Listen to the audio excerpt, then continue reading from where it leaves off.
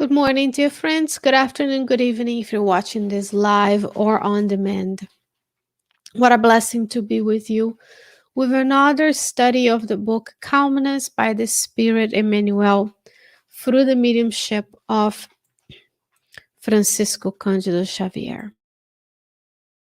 And today we're going to be talking about collaborators. Message 20 by Emmanuel is titled Collaborators.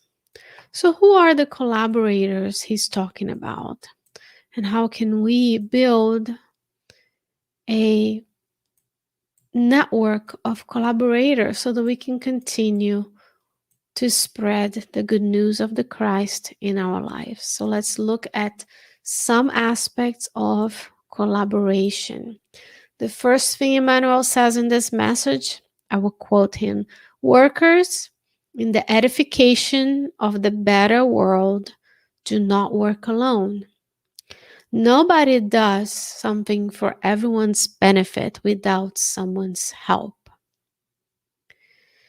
Unquote. So, what are the works you have in your life that you're trying to do for the benefit of everyone?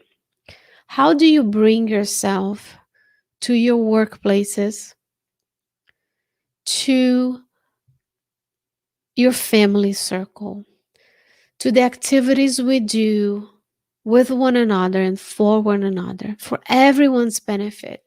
How do you bring yourself to the situations where you can use the abilities and your talents to help everybody else? We should be thinking about using the time we have on the earth in order to help everybody. We are in a moment of planetary transition where it's not about being selfish anymore. It's not about thinking only about my work, my family, my things. It's about doing something for everyone's benefit. And when we think about building something for the benefit of all, he's saying here we can't do that without people helping us. So when we are at work and our mission is to serve a specific population, then we have to understand we can't do that alone. We need to help the help of someone else. And I'm going to extend this invitation for our reflection to the Spiritist workers out there. When we build a Spiritist community or a group, we have to think about how are we bringing the best in everyone so that we can all help one another to spread the good news of Christ. So he's talking about this situation.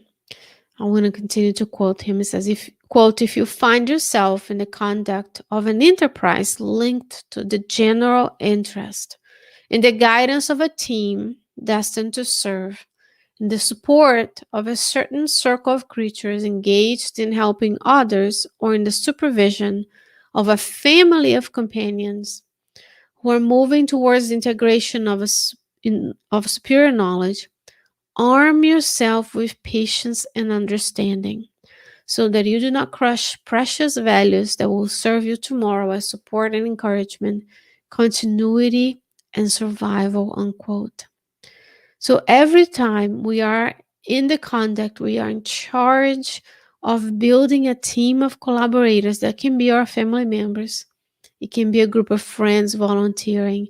It can be our conduct when we are entrusted to work with one another in our workplaces. How we conduct, how we behave in social settings. If we're supporting folks, we're guiding a team that is destined to serve, what do? He says, arm yourself with patience. Building teams takes time. Building a Spiritist community takes time.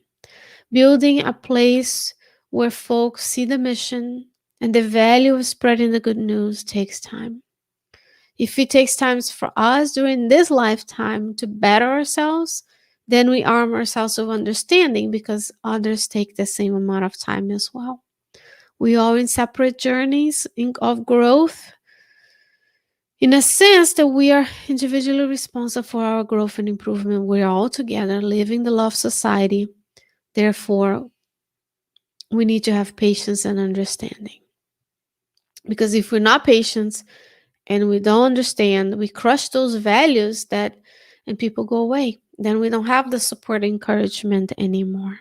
And so he gives us an example here. He says, remember the farmer that prepares the soil, sows the seeds, protect the seedlings, provides it with adequate fertilizer, guarantees the benefits of irrigation, and protect it until the fruits rise up in reward for the work of cautious upbringings of formation.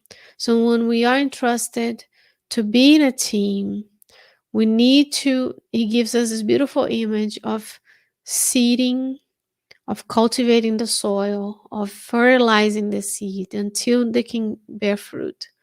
That means you and I are going to look at one another and see the potential of that seedling.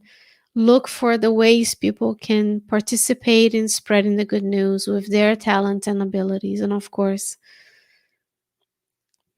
we help the building of collaborators. He says, cooperators are not born ready made.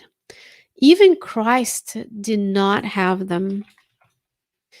It will say Simon Peter gained strength after the denial. Thomas gained confidence following the sufferings of doubt. Judas understood the lessons of the gospel at the cost of tears. And Paul of Tarsus was recruited in the service of the good news in a diverse field where cruelty guided the daily life. However, Jesus modeled for all of them serenity and love, with sculpting in each faithfulness until the ultimate sacrifice. So, as much as the disciples of Christ, those who even lived side by side with him and were the first ones to witness the good news that he came to exemplify, had to be built and grew in their own journey. All you have to do is go to the book Paul and Stephen. You're going to see the growth of the apostles over time, the growth of Saul of Tarsus, or Paul of Tarsus, as he goes into the journey of testimony through over 3 decades until his executions. So when we are in this together in the group of spiritists, in your community group, in your family circles, and even in a society, we need to build one another. We need to be patient and understanding. Because then when we understand that we all unique, we all have our abilities, we all have our shortcomings, then we can be patient and forgiving towards one another. Therefore, we would be able to support and provide the abilities to the group that you have right now in this lifetime. So it's very important that we understand that part. And he will finish by saying, if you intend to acquire companions who will extend the task to you and assure you of the stability of the task, love and bless those whose hearts are still green in the understanding that the circumstances of life entrust you in the name of the Lord. Learn to forgive and assist, to always instruct and support, so that your ideals and achievements of today will find the necessary support in the continuation of tomorrow.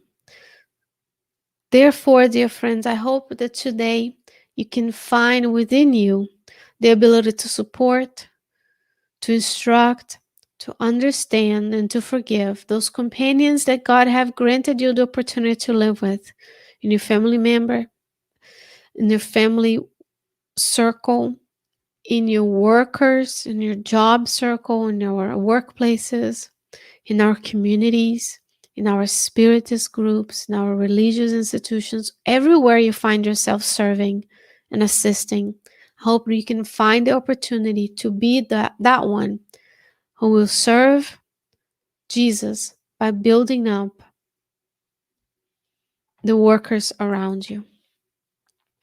And I hope that between now and the next time we meet for another study of the book Calmness by Emmanuel, we can find an opportunity to be together in thought and prayer, asking Christ to guide our daily activities,